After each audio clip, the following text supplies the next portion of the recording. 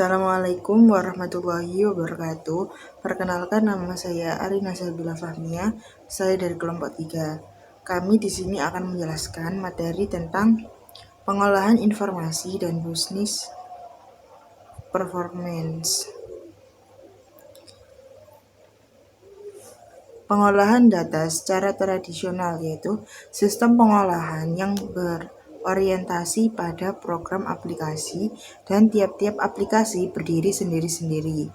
Record yang disimpan dalam file dan disimpan dengan cara terpisah, di mana masing-masing file berfungsi dan diperuntukkan hanya untuk satu program file aplikasi saja.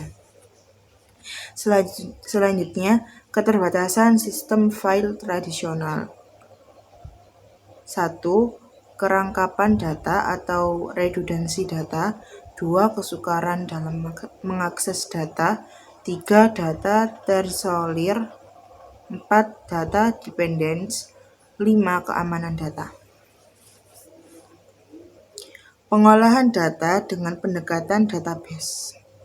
Basis data dapat dipahami sebagai kumpulan-kumpulan data yang saling berhubungan, disimpan bersama dalam suatu media, tidak saling memandang, atau tidak memerlukan duplikat data yang disimpan dalam beberapa cara. Materi selanjutnya akan disampaikan oleh teman saya. Assalamualaikum warahmatullahi wabarakatuh. Saya Siti Rokmana Aulia. Di sini saya akan menyampaikan sedikit materi dari Organizational Database System.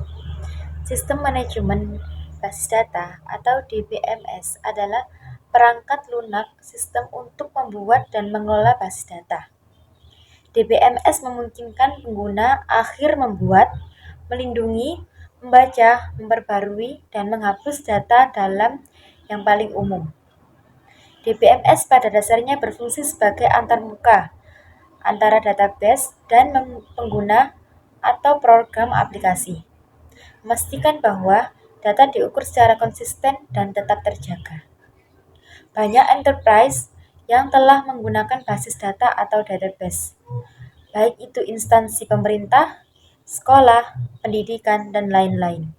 Pada postingan kali ini, tentang keuntungan dan kerugian penggunaan basis data atau database.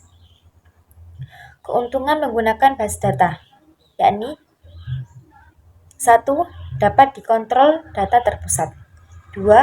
Redundansi data dapat dikurangi dan dikontrol, maksudnya yakni pendekatan basis data untuk menghilangkan redundansi dengan mengintegrasikan file-file sehingga salinan data yang sama tidak disimpan.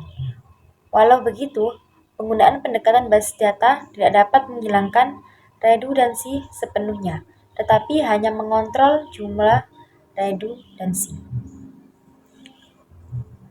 Untuk selanjutnya, yang ketiga, ketidakkonsistensian data dapat dihindarkan, yakni pengurangan redundansi secara otomatis akan meningkatkan konsistensi data. 4. Data dapat dipakai bersama atau di-share. 5. Penerapan standarisasi. 6. Pembatasan keamanan data atau security. 7. Integritas data dapat dipelihara. 8. Independensi data atau program. Selanjutnya, kerugian menggunakan basis data, yakni ada 2. Yang pertama, 1. Mahal. Butuh biaya untuk software, hardware, dan user yang berkualitas. Kedua, kompleks. Kemampuan hardware lebih besar menjadi lebih rumit sehingga membutuhkan keahlian yang lebih tinggi.